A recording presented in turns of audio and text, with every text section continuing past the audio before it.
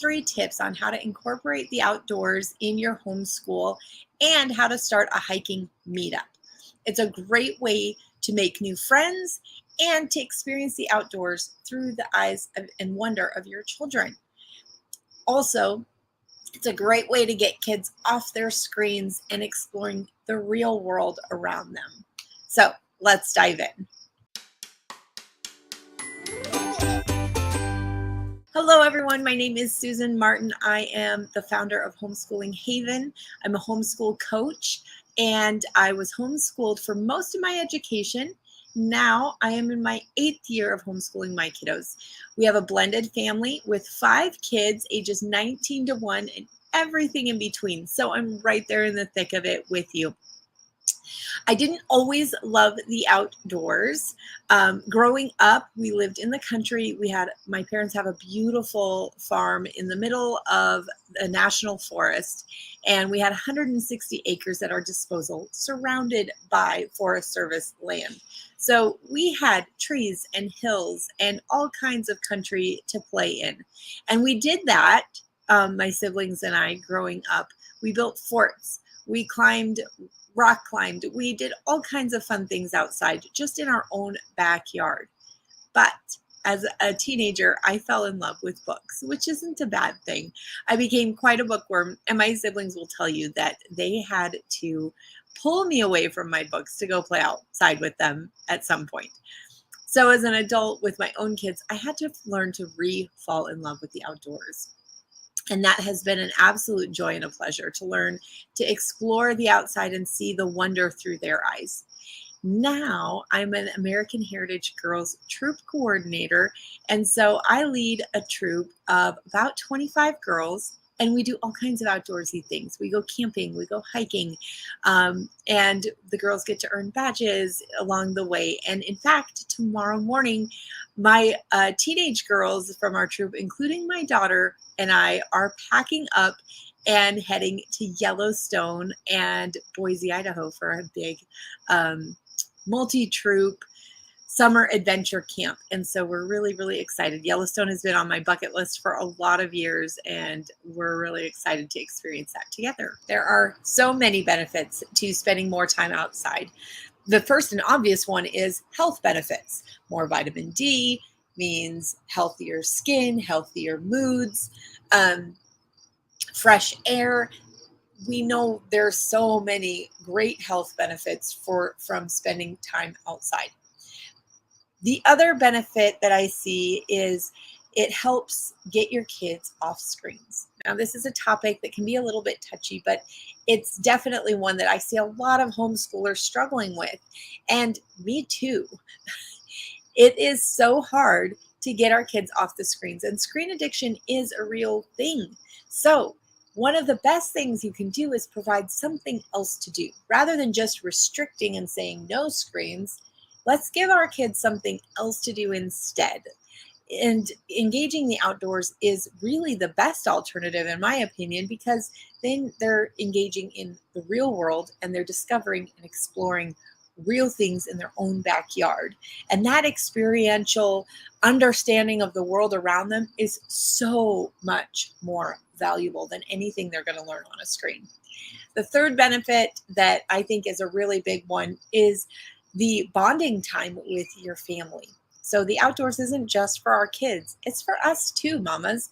We need our mood lifted. We need those health benefits, but also it's a wonderful opportunity to bond with our kids, to see the world through their eyes, to learn, to discover, and explore together as a family and create positive experiences within our family and homeschool context. My kids love camping. We rough it. We do not have a camper, so we go out in a tent. We cook over the campfire, and there are no showers in sight the whole weekend. And as much fun as that is, my kids, trust me, they love it. They love rolling around in the dirt, and they don't have to have bath time. But as much as we love it, it's not every day.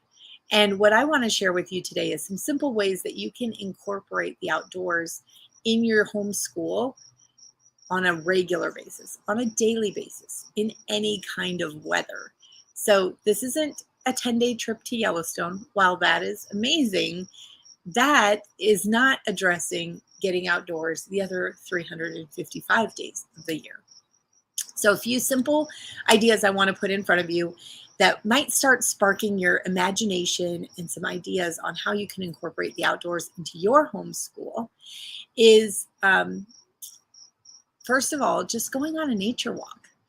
It's really simple. Just find a patch of grass, a park, a wooded area is even better. Wherever you live, if you can just find somewhere that you can go for a walk and take your kids to just look at the trees, look at the bugs, whatever you come across, and let their curiosity take over. I really try hard not to manufacture a homeschool experience when we go on a nature walk. I just let their curiosity lead the way.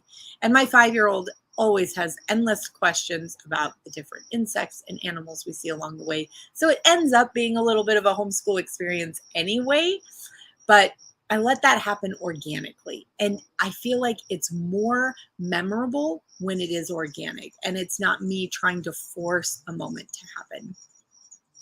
The other thing is a Charlotte Mason suggested doing a game where you basically kind of plant yourself and then send older kids to go look. So like run ahead and go look over that hill over there and come back and tell me in as much detail as you can what you saw. And she would play this game with the kids and they would get to run off energy, but also use their observation skills. And then every time that they would come back, she would push them for just a little bit more. Okay, go again and come back with even more detail. What kinds of trees did you see just over that ridge? Or what color were the rocks? What type of rocks do you think they were? You know, depending on the age of the kid, you can ask for more details. So that's another really great way to incorporate a nature in your nature walk. Another simple idea that we started doing this year that I fell in love with is we would just take our school books outside. I mean, why not? If it's a nice day, we would just take our books and sit out on the patio right here and do our read alouds or do our schoolwork on the patio, enjoying the fresh air. That can be a really easy attainable, even if you live in an apartment in the middle of an urban area, you probably have a patio or a playground where you can take your books and do schoolwork outside. My oldest son loved reading in this tree right over here. And sit in the crook of that tree. He would climb up in the tree with his favorite book and read for hours. And as a homeschool mom, I couldn't ask for more. He was getting outside and reading a good book. Some of the other ways that we enjoy getting outside that might be a little bit more involved and takes a little more effort, but is totally worth it in the payoff is geocaching. We found that geocaching is super fun. It is, if you're not familiar with what it is basically a treasure hunt for grown-ups, but it's enjoyable for kids too. So basically, you use an app on your phone to find geocaches. A lot of times there will be clues and they will lead you to a place with the coordinates. You use GPS on your phone within the app, and it will take you to the place where a little treasure is hidden and gives you little clues. And sometimes there's a clue that leads you to another clue that leads you to another clue. And so that can be a lot of fun. And when we've gone on hikes, we have also been able to do geocaches along the way on those hiking trails. A lot of times they are paired together. And so you can make a hiking trek a little more adventurous by incorporating in geocaching. And then another way that we have really engaged in the outdoors is, of course, through our American Heritage Girls Troop. If you have boys, Trail Life for Boys is the brother program, and I highly recommend them. They are both Christ-centered scouting programs, and the focus is on developing character and leadership skills. And a lot of our activities are outdoors, and we have, because the kids want to earn different badges, it has caused us to explore different things like rock climbing and fishing and things that maybe we wouldn't have been interested in doing otherwise. My husband, I will say though, my husband is an avid fisherman, and so fishing can be another great way that you get outside more. One more suggestion I would have for getting outside with your homeschool is to just simply look up what museums and outdoor centers, outdoor activities are in your area. What do you have locally? There may be things that you aren't even aware that you have in your area. For example, until I started really looking into hiking trails, I didn't even know we had hiking trails within our city limits. We don't have a zoo in my area or an aquarium, but if you have those resources in your area, those can be a really awesome opportunity for a homeschool adventure. I am a big fan of field trips. So in our homeschool, we do field trip Fridays, especially during the school year. It forces us to get out of our rut and go do something different. And even if that something different is going to a park and just calling up a friend for a play date at a park on a Friday afternoon, that totally works. That can be the simple approach. Or it might be getting a few homeschooler families together and doing a field trip to a local alpaca farm, for example. So look into what's available in your area and really leverage that for your homeschool, even if it's just one day a week, or maybe to start off with one day a month, but it can be really simple.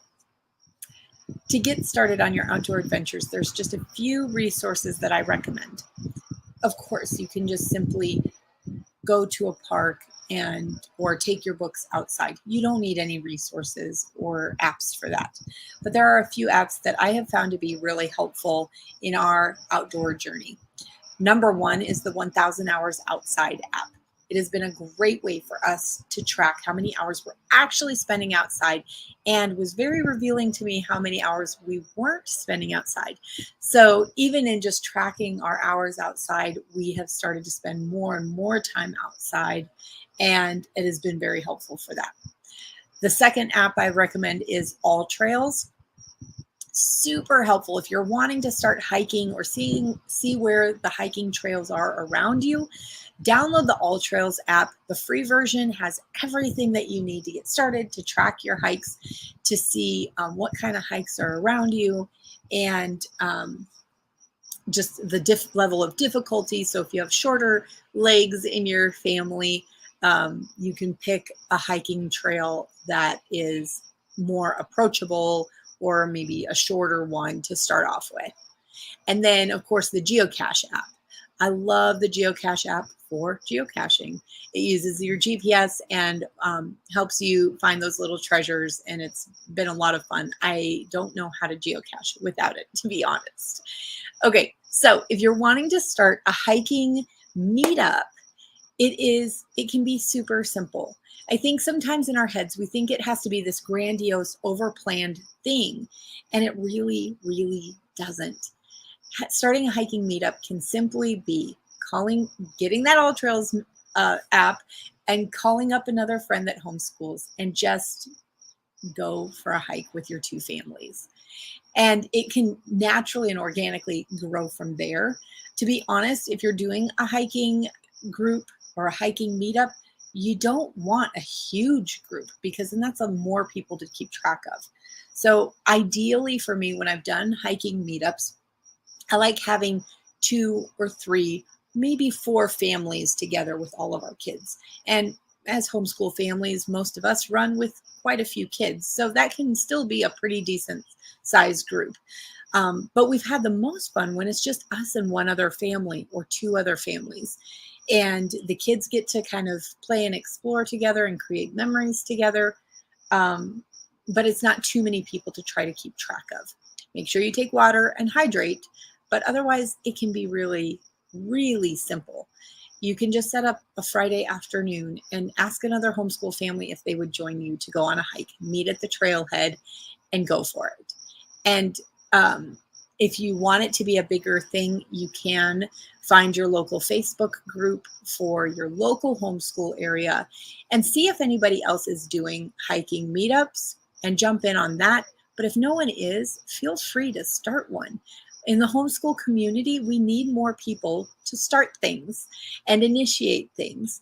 And then oftentimes you'll find that there are other people that are willing to jump in and help. Whether you are wanting to just find little ways to get outside more or start a full-fledged homeschool hiking club, it really can just be quite simple. And I hope that I have shared some tips that makes it easy and approachable for you today. You can start a garden on your patio. You can grab the books and take homeschool under a tree outside in your backyard. Or you can grab some friends and have a park date, play day with some other homeschoolers, or meet up at a trailhead. It really can be just that simple. So I hope that you will let go of all of the excuses and the mental blocks and on all of the hurdles that you might think that you have, and just get outside with your kids. Let it be a simple exploration. Dip your toes in, and I promise you won't regret any time you've spent outside. You can follow me at susan-martin.com, and I have some awesome freebies there for you if you would like to reboot your homeschool, or if you would like to connect with me and follow my writings there. I look forward to hearing from you, hopefully, and I hope you find a way to get outside more.